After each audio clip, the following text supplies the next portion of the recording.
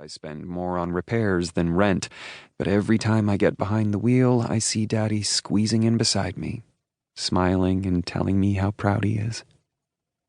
Maybe that hunk at work you're gaga for? She wags her gray brows at me. That's old-fashioned, Edna.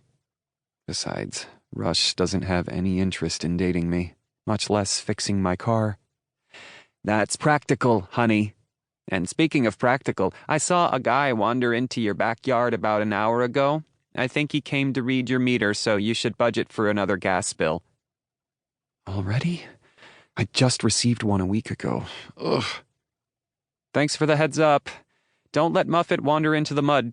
I point to her dog, now trotting happily toward a puddle after visiting the groomer yesterday. Damn it! She charges after the bit of white fluff. With another chuckle, I grab my mail from the box hanging beside my door.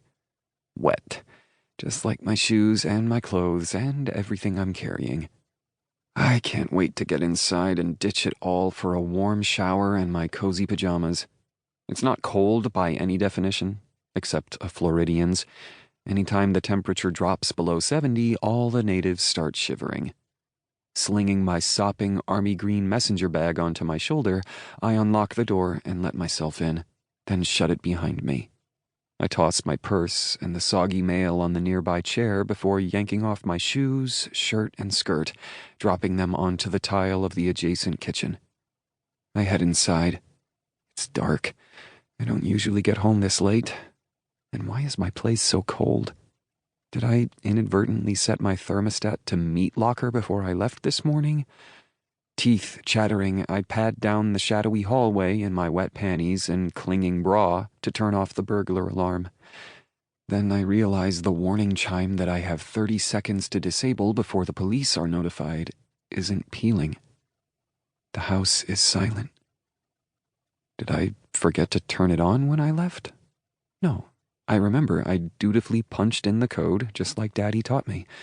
I always do it before I leave, and again when I come home. I double-check it before showering and going to bed at night. The world is full of monsters. Daddy taught me to be prepared. Has someone been here? My heart thuds as I glance into my living room. Residual light from the street shafts through the small but classy space. White walls and chandeliers, tone-on-tone decor with glass accents and flowers. I'm usually really proud of this room. Right now, I'm scared. The books stacked at the bottom of my two-tiered table are out of order. I didn't do that. Panic floods my veins and turns my breath thready as I tread down the hall and peek in my home office. The desk light is on. The top drawer is open. The shutters are closed. I didn't do that either. Farther down the hall, the powder bath sink is audibly drip, drip, dripping. It wasn't this morning. Someone has definitely been here. Pressing a hand to my racing heart, I try to calm myself. I have to stop panicking and think. I need dry clothes before I can get out of here, but they're all in my bedroom. At the end of the hall. That's also where I keep my loaded gun. Daddy insisted I have one, and he taught me how to use it. Unfortunately, my intruder could be lying in wait for me there even now. I stand in the dark hall, trying to decide what to do. Risk going into the bedroom or backtrack to my purse, grab my phone, and call the police. Better safe than sorry. I pivot, tiptoeing to the foyer.